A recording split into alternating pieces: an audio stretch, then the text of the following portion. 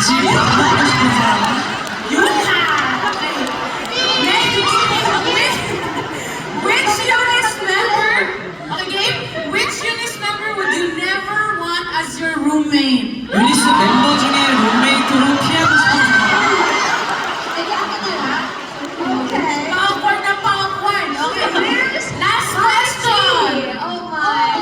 Who do you think will be the last to shower tonight back to the hotel? 오늘 숙소에 돌아가면 제일 늦게 씻을 것 같은 멤버.